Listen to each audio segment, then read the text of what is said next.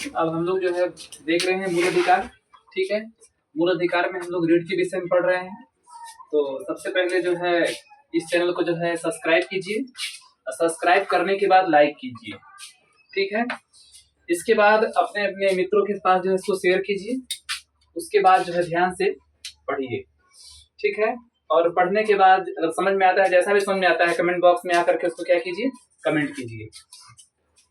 सबसे पहले हम लोग बात करते हैं कि जो हम लोग पढ़ रहे हैं रीढ़ 5 प्रकार का होता है। और इसमें जो है जो बंदी प्रतिष्ठीकरण जो रीढ़ है, पहला रीढ़, इस रीढ़ को हमने जो है वीडियो नंबर 18 में पढ़ाया है। ठीक है, और इसके बाद जो है जो दूसरा रीढ़ है परमादेश, इसको मैंने वीडियो नंबर 19 में पढ़ाया है। ठीक है, तो बंदी प्रतिष्ठीकरण क्या होता है इसके विषय में विस्तार से पढ़ना है, वीडियो 18 में देख सकते हैं, लेकिन थोड़ा सा यहाँ हम एक लाइन में बता देते हैं। बंदी प्रतिष्ठीकरण का मतलब होता है, इसका अर्थ होता है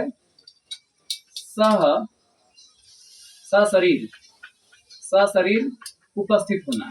ठीक है, यानी बंदी, जो भी व्यक्ति बंदी बनाया गया है, न्यायालय के समकक्ष यानी मजिस्ट्रेट के सामने 24 घंटे के अंदर उसको पेश करना क्या है, जरूरी है। यह बंदी प्रतिष्ठीकरण कहता है। ठीक है, आगे बात करते हैं परमादेश। परमादेश को हम लोग देखेंगे 19 नंबर वीडियो में, देख सकते हैं आप लोग पीछे जाकर के। ठीक है, उसमें परमादेश बताया गया, जिसको इंग्लिश में बोलते हैं मैंडमस, और बंदी प्रतिष्ठीकरण को क्या बोलते हैं, हैबियस कार्पस बोलते हैं। परमादेश का मतलब होता है हम आदेश देते हैं। क्या करते हैं, हम आदेश देते हैं। ठीक है, हम आदेश देते हैं, इसके नाम से ही क्लियर है, हम आदेश देते हैं। ठीक है, ये परमादेश है। और इसके विषय में विस्तृत पढ़ना है तो वीडियो नंबर 19 में जाइए और ध्यान से पढ़िए। इसके बाद बात करते हैं प्रतिषेध, प्रोहिबिटेशन। ठीक है, तो प्रतिषेध को पढ़ना है। ठीक है, तो इसको भी जाकर के आप जो है 20 नंबर वीडियो में प्रतिषेध के विषय में जो है देख सकते हैं। ठीक है, प्रतिषेध में क्या होता है कि इसमें जो है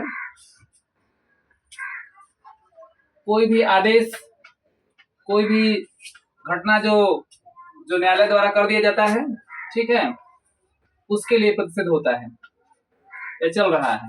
और उत्प्रेषण जो आदेश पारित हो चुका है उसके लिए होता है। ठीक है, तो चूंकि यहाँ पर मैंने कुछ बताया नहीं विस्तार से, आप जब वीडियो में जाइएगा 20 में तब देखिएगा। अब 21 नंबर वीडियो हम लोग पढ़ेंगे। आज का जो हम लोग का टॉपिक है उत्प्रेषण। ठीक है, आज का जो टॉपिक है उसको बोलेंगे उत्प्रेषण, और इसको इंग्लिश में बोलते हैं सर्सियोरारी। क्या पढ़ेंगे, सर्सियोरारी। और ये हम लोग का वीडियो नंबर कितना है, 21 है। ठीक है, अब फंडामेंटल राइट्स यानी मूल अधिकार हम लोग पढ़ रहे हैं। इसमें देखेंगे उत्प्रेषण क्या होता है। उत्प्रेषण, सबसे पहला प्रश्न बनता है कि उत्प्रेषण को अंग्रेजी में क्या कहते हैं, तो सर्सियोरारी। अंग्रेजी में क्या बोलते हैं, सर्सियोरारी। ठीक है, CERTIORARI। दूसरा प्रश्न बनता है कि जो सर्सियोरारी है, जो उत्प्रेषण शब्द है, यह किस भाषा का शब्द है, तो लैटिन भाषा का। कौन सा भाषा, लैटिन भाषा का शब्द जो ये है। ठीक है, इसके बाद जो है प्रश्न बनता है कि उत्प्रेषण जो होता है इसका शाब्दिक अर्थ क्या होता है। इसका शाब्दिक अर्थ होता है प्रमाणित होना या सूचना देना। इसका शाब्दिक अर्थ क्या होता है, प्रमाणित होना या सूचना देना। किसका शाब्दिक अर्थ, उत्प्रेषण। ठीक है, इसको इंग्लिश में क्या कहते हैं, सर्सियोरारी कहते हैं। अब इसके विषय में समझेंगे, इसका मतलब क्या होगा, सूचना को ऊपर भेजना। उत्प्रेषण, उत्प्रेषित करना, यानी सूचना को क्या करना, ऊपर भेजना। ठीक है, तो यह सूचना को ऊपर किस प्रकार से भेजेगा, यह रीट अधीनस्थ न्यायालय को उसकी अधिकारिता से बाहर की गई कार्यवाही को सुधारने या समाप्त करने के लिए की जाती है। ठीक है, अगर अधीनस्थ न्यायालय जो है, अधीनस्थ न्यायालय के अधिकारिता क्षेत्र से बाहर की गई कार्रवाई को सुधारने के लिए किया जाता है। जैसे मान लो कि अगर कोई न्यायालय है, वह अपने अधिकार क्षेत्र से बाहर काम कर दे, सूचना कैसे भेजना है इसको ध्यान से समझे। जैसे अगर मान लेते हैं कि मामला है बनारस का, यानी वाराणसी का मामला है। अब इस मामले को क्या होता है कि वाराणसी जिले के अंतर्गत का मामला है, और चंदौली का जो कोर्ट है, चंदौली की कोर्ट अगर इसकी सुनवाई कर देती है, ठीक है, तो वह उसके अधिकार क्षेत्र का क्या कर रही है, अधिकार क्षेत्र से बाहर जाके काम कर रही है, ठीक है। तब उसको सुप्रीम कोर्ट या हाई कोर्ट क्या करेगा, उसको सूचना को क्या करेगा, ऊपर भेजेगा। किसके पास भेजेगा, बनारस के पास भेजेगा। मैटर मान लो है बनारस का, है ना, मैटर कहाँ का है, बनारस जिले का है, और उसका सुनवाई कौन कर रहा है, चंदौली जिला कर रहा है। कौन जिला कर रहा है, चंदौली जिला का कोर्ट आदेश दे दिया बनारस के मैटर में। इसका मतलब कि कार्रवाई जो बनारस के मैटर में चंदौली जिला कर दिया, तो उसके अधिकार क्षेत्र से क्या है, बाहर है, वो दूसरे अधिकार के क्षेत्र का काम कर गया है। इसका मतलब कि उस न्यायालय ने गलत काम किया है। उस न्यायालय के गलत काम को सुधारने के लिए सुप्रीम कोर्ट या हाई कोर्ट निर्देश जारी करेगा। सुप्रीम कोर्ट अनुच्छेद 32 के तहत और हाई कोर्ट जो है अनुच्छेद 226 के तहत जो है क्या करेगा कि पुनः जो है चंदौली के लिए, चंदौली के कोर्ट में इस सूचना को क्या करेगा, किसके ऊपर भेजेगा, चंदौली के कोर्ट में भेजेगा। कि नहीं, चंदौली कोर्ट में नहीं बल्कि कहाँ भेजेगा, इस चंदौली के कोर्ट के मामले को कहाँ भेजेगा, बनारस के कोर्ट में भेजेगा, क्योंकि मामला बनारस राज्य का है, वाराणसी जिले का है, तो वाराणसी जिले के ऊपर क्या करेगा, उसको भेजेगा, ठीक है। और आगे बात करते हैं उत्प्रेषण। यह रीट अधीनस्थ न्यायालय को उसकी अधिकारिता से बाहर की गई कार्रवाई को सुधारने, ठीक है, सुधारने या समाप्त करने के लिए की जाती है। जैसे कहने का मतलब है कि अगर बाहर कोई कार्रवाई हो चुकी है, कोई जैसे चंदौली के कोर्ट ने कुछ किसी व्यक्ति को मान लेते हैं कि फांसी की सजा दे दिया गया है, ठीक है, तो अब उस कार्रवाई को सुधारने का प्रयास करेगी कौन करेगा, वाराणसी का कोर्ट करेगा। या उसको समाप्त भी कर सकता है, कुछ ऐसा अगर डिसीजन सही नहीं हुआ होगा तो उस डिसीजन क्या कर सकता है, समाप्त भी कर सकता है, ठीक है। इसका मतलब ये होता है कि अधिकार क्षेत्र के बाहर जाकर के कोई कार्रवाई हो जाती है, कोई घटना हो जाती है, ठीक है, उस घटना में या तो सुधार करेगी कोर्ट या उस घटना को क्या करेगी, समाप्त कर देगी, ठीक है। अब आगे बात करते हैं उत्प्रेषण किसके खिलाफ जारी होता है। तो यह जो है न्यायिक संस्था के खिलाफ और अर्ध न्यायिक संस्था के खिलाफ, दोनों के खिलाफ जो है उत्प्रेषण जो है जारी हो सकता है, ठीक है। और ध्यान देंगे उत्प्रेषण और प्रतिषेध भी उसके खिलाफ जारी होगा, लेकिन प्रतिषेध में क्या होता है कि उसमें क्या होता है कि एक जो जिला का कोर्ट है जो दूसरे जिला का कोर्ट के मामला को सुनवाई कर रहा होता है, और यहाँ पर निर्णय हो चुका होता है। यहाँ पर क्या होता है, इस उत्प्रेषण में निर्णय हो चुका होता है, निर्णय हो चुका होता है। अब जैसे हम देख सकते हैं कि मान लिए कि वाराणसी जिले का मैटर है, चंदौली में उसका निर्णय हो गया, तो वहां पर क्या लगेगा, वहां पर उत्प्रेषण लगेगा। लेकिन वाराणसी जिले का मामला है, चंदौली के कोर्ट में चल रहा है, प्रतिषेध लगेगा, उसको रोकना। प्रतिषेध मतलब रोकना, प्रतिषेध का मतलब रोकना, ठीक है। लेकिन अगर मामला का निर्णय हो चुका है तब उसमें क्या हो सकता है, या तो निर्णय को समाप्त कर सकते हैं, या तो उसमें क्या हो सकता है, सुधार हो सकता है, दो ही काम हो सकता है। यहाँ सिर्फ रोकने का अधिकार है, यहाँ क्या है, रोकने। जब कार्य चल रहा है तो उसको रोका जा सकता है ना। लेकिन जब कार्य पूरा हो गया तब उसको या तो समाप्त किया जाएगा या तो उसमें क्या किया जा सकता है, सुधार किया जा सकता है। तो समाप्त करने और सुधारने का काम उत्प्रेषण में है। बात समझ में आया। उत्प्रेषण किसके खिलाफ जारी होता है, न्यायिक संस्था और अर्ध न्यायिक संस्था के खिलाफ।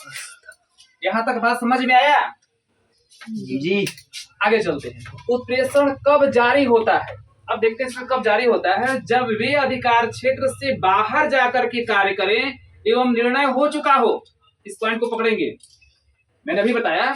अब जैसे दूसरा कुछ एग्जाम्पल लेते हैं, जैसे अब हम लोग बात करते हैं सुपौल जिला, ठीक है। जैसे सुपौल जिला है, अब सुपौल और इधर है सहरसा। अब सहरसा जिले का कोई मैटर है, किस जिले का, सहरसा जिले का मैटर है। सुपौल जिला क्या कर देता है कि उस जिले की इस जिले के सुनवाई, जैसे इस जिले में कोई लड़ाई झगड़ा कुछ हुआ हो, अब उसकी सुनवाई कौन कर दिया, सुपौल जिला कर दिया, जबकि उसके क्षेत्र के क्या है, बाहर है। वही कहा, जब वे अधिकार क्षेत्र से बाहर जाकर कार्य करेगा और निर्णय दे दिया, निर्णय भी दे दिया, ठीक है। कोई मान लो जमीन का मैटर है, सुपौल निर्णय दे दिया कि हाँ ये राम नाम के जो व्यक्ति है इसी का ये जमीन है, निर्णय दे दिया, ठीक है। तो जब वे अधिकार क्षेत्र से बाहर जाकर कार्य करें और निर्णय हो चुका है तो वहां पर क्या जारी होगा, उत्प्रेषण जारी होगा, ठीक है। तो अब उत्प्रेषण जारी होगा तो अब उत्प्रेषण किसको मिलेगा, ज्यादा होने पर किसको मिलेगा, फिर वो कार्य कौन करेगा, सहरसा करेगा। जब निर्णय क्या हुआ है, हो चुका है, तो कार्य करेगा, तो कार्य को जो समाप्त कर देगा वो। ठीक है, आगे बात करते हैं। और इसके लिए जारी कौन करेगा, सुप्रीम कोर्ट या हाई कोर्ट।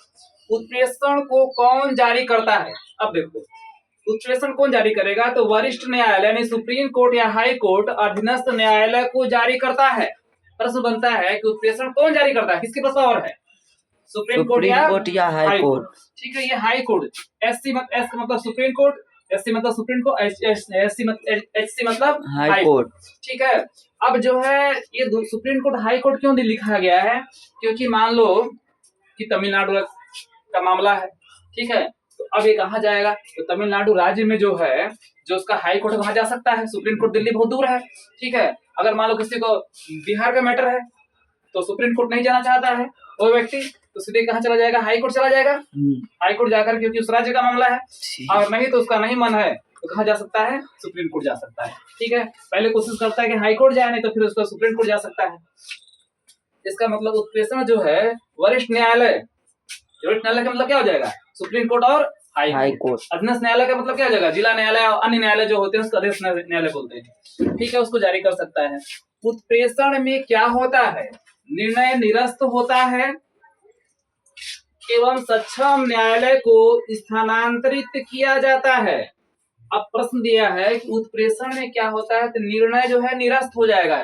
जैसे मान लो कि मैटर है सुपौल, और मतलब मैटर है सहरसा जिले का, और सुपौल जिला ने उसने निर्णय दे दिया, इस निर्णय को सुप्रीम कोर्ट क्या कर देगी, निरस्त कर सकती है। ठीक है, निर्णय जो है निरस्त हो सकता है, और इसके बाद जो है उसको जो है क्या कर दिया जाता है, स्थानांतरित किया जा सकता है। तो अब किसको दिया जाएगा, सहरसा को दिया जाएगा, क्योंकि मैटर सहरसा का चल गया था सुपौल में, तो अब सहरसा को क्या किया जाएगा, स्थानांतरित किया जाएगा। क्या यह बात समझ में आया जी? आगे देखते हैं, वीडियो से नहीं समझ में आना चाहिए, है ना। आगे बात करते हैं केस 1। अब केस 1 क्या कहता है, उत्तर प्रदेश राज्य बनाम मोहम्मद नूह। ठीक है, अब मान लो कि मेंस में कॉपी में लिखना है, किस पर कुछ केस लिखिए जो है क्या कहते हैं उत्प्रेषण पर। ठीक है, जैसे यूपीएससी के एग्जाम में या आईएएस की परीक्षा में अगर केस लिखने के लिए देता है, इसमें केस अपने तरफ से डाल सकते हैं कि उत्तर प्रदेश राज्य बनाम मोहम्मद नूह। मोहम्मद नूह के केस में जो अधीनस्थ न्यायालय या अधिकरण ने अधिकारिता के बिना कार्य किया हो। ठीक है, अधिकारिता के बिना, अधीनस्थ न्यायालय को कार्य नहीं है, उसने कार्य कर दिया। ठीक है ना, मैटर है चंदौली का, बनारस का मैटर है, मान लो चंदौली जिला निर्णय दे दिया, तो अधिकारिता क्षेत्र में जो है कार्य के बिना कार्य कर दिया, उसके बाहर कार्य किया या प्रयोग करने में विफल रहा, उस कंडीशन में यह उत्प्रेषण लगाया जा सकता है। बात वही जो बताया जा रहा है बार बार, अधिकार क्षेत्र से बाहर। अगला क्वेश्चन, अगला है हरि विष्णु कामत। अगला केस है हरि विष्णु कामत बनाम अहमद इसहार। इस केस में क्या किया गया था, इस केस में सुप्रीम कोर्ट ने निर्णय दिया कि तथ्य की भूल को सुधारा नहीं जा सकता।